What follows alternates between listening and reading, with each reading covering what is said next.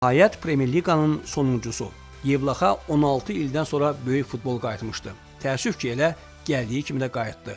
Ötən sujetlərin birində deyildiyi kimi Karvan hələ də 20 il əvvəlki idarəçiliklə, təfəkkürlə, yanaşma ilə idarə olunur.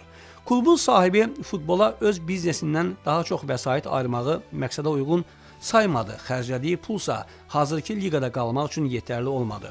Klubun təkcə vəsaitə yox, həm də peşəkarlaşmağa ehtiyacı var. Adicə mətbuat konfransı otağını tələblərə uyğun hazırlayıb ortaya çıxara bilməyən, məşqçi ilə birtərəfli qaydada pozulan müqaviləyə görə kompensasiya ödəmək anlayışını qəbul etməyən klubdan nə gözləmək olar? Yevlax klubu haqqında turnir cədvəli danışır. Hamıdan az qələbə sayı, ən çox uduzan komanda, ən çox qol buraxan və ən az top vuran. Komanda mövsümü 15 xalla bitirdi. Bunun 5-ini Azər Həşimov, 10-unu isə Füzuli Məmmədovun rəhbərliyi altında qazandılar. Noyabrda Azər Həşimov istefaya göndərilsə də, klub onun təzminatını ödəmədiyi üçün Füzuli Məmmədovun təyinatını yalnız ay yarım sonra, yanvarda rəsmən açıqladılar. Mayın 29-da isə Karvan Yevlax Füzuli Məmmədovla da yollarının ayırması barədə məlumat yaydı. İrəli yox, geri gedən Karvanın növbəti sarvanı kim olacaq?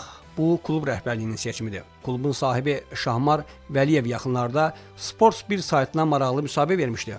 Onun iddialı fikirləri, özünü tənqidi çıxışı müsbət təsir bağışladı. Şahmar Vəliyev müsahibəsində deyir ki, futbolda fərdi maraqlar və maxinasiyalar rol oynayır. Deyəsən Vəliyev bunu öz klubunda aşkar müşahidə edib. Stat: Əsas problem seleksiya mərhələsində buraxılan ciddi səhvlər oldu. Bu prosesi həvalə etdiyim şəxslərə tam etimad göstərdim. Təəssüf ki, onlar özlərini doğrultmadılar. Komandaya kifayət qədər yüksək maaşlı futbolçular cəlb olunmuşdu. Lakin meydandakı performansla yatırılan vəsait arasında ciddi uyğunsuzluq yarandı. Xüsusilə legioner seçimi məni qətiyyən qane etmədi. Bu sahədə demək olar ki, sıfıra yaxın effektivlik gördüm. Nəticə olaraq bu vəziyyət bizim üçün ciddi dərs oldu. Artıq seleksiya siyasətinə daha sərt nəzarət ediləcək.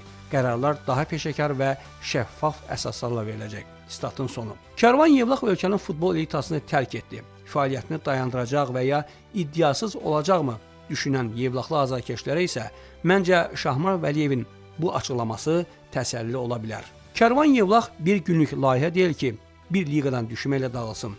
Biz geri çəkilən yox, daha da güclənərək qayıdan tərəf olacağıq. Şahmar Vəliyevin bu sözlərini yadda saxlayaq.